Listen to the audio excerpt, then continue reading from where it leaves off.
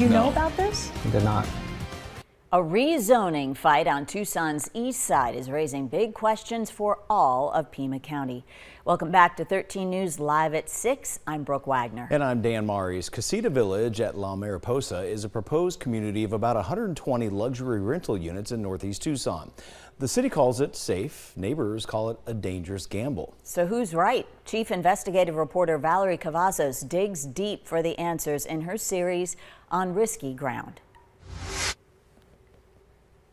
The Catalinas and the Rincons are storm factories. Research shows when the clouds burst open, the runoff barrels straight into the Agua Caliente wash. If the flood models get it wrong, the failures ripple far beyond a single property line. Severe flooding in 2023 pushed past mapped boundaries. 3 feet of floodwater surrounded Jane Rojas's home, the worst flooding she and her husband have ever seen. And it has come up as far as about here, all the way around. And it flooded in the front. All of this was underwater. All of it. And it was moving fast. Very fast. Terribly frightening. And this wasn't the first time.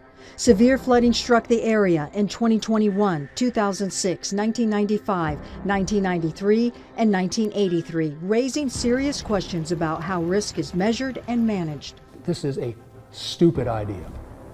Stupid, stupid, stupid. This flooding is a big issue to us, and we're looking at it hard. And we're saying there are smart places to build. This is not one of them. Meteorologist and engineer Tom Adang is president of the Bear Canyon Neighborhood Association.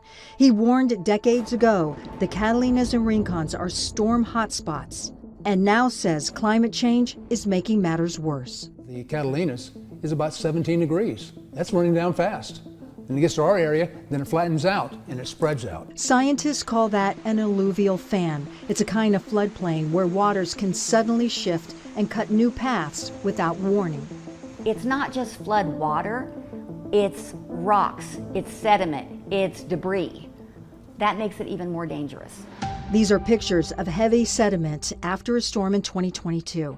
And FEMA's 2012 map, which relies on local government data, does not identify the area as an alluvial fan. I have never heard the word alluvial fan hazard until right now.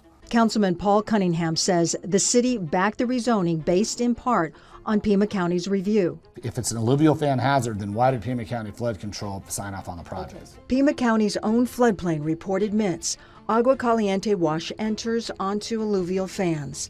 City Floodplain Administrator Alfred Zuniga. Did you know about this? I did not. At all? No. So is that a concern for you? I would have to get back to you on that. Director Eric Shep confirmed it, but with a caveat.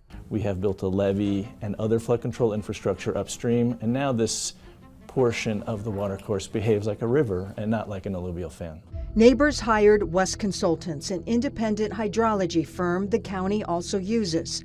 Its report flags alluvial fan characteristics and states Tucson's flood model is way off. The firm's review of USGS gauge records shows storms here already top FEMA's 100-year estimate, and a major flood could unleash nearly double what the city projects. Even Shep admits FEMA's maps are based on old flood data. And how long ago was that study done? The study was done a little more than 10 years ago. We didn't update the hydrology, so the hydrology was older. Does this need to be re-examined again, that area? That's will be up to the city.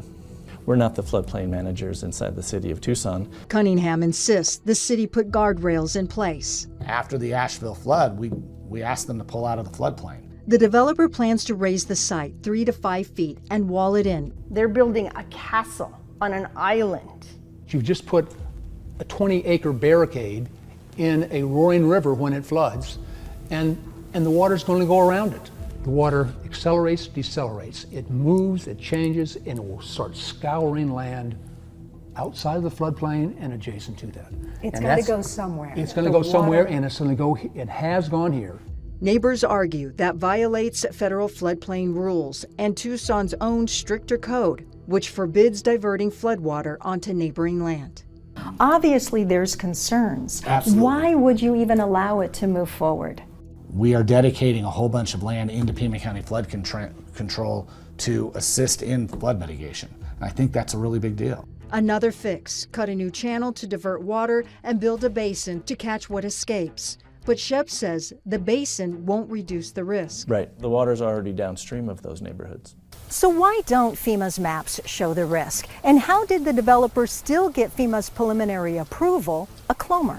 Neighbors say the city and developer left out key details in its application about the alluvial fan and bigger floods. I combed through FEMA's paperwork. Neither is mentioned.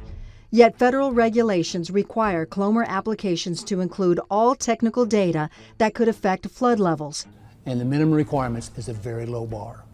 In essence, what FEMA is saying, city, we've taken this, we believe what you say, we've checked the box, back to you, go ahead and start. And FEMA warned Tucson, local rules can and should be stricter, and spelled it out in a letter to the mayor. FEMA told me it can revoke approval if a clomer is based on bad data. Anybody gets hurt, FEMA's not responsible, the city of Tucson is. This gets billed and it creates a problem. Who's responsible? It would be on the city, and it would be partly on me because I voted for it. I reached out to the developer's city liaison and they referred us to the Clomar request. You'll see more of my interview with the city on what they signed off on tomorrow night at 6. Valerie Cavazos, 13 Investigates.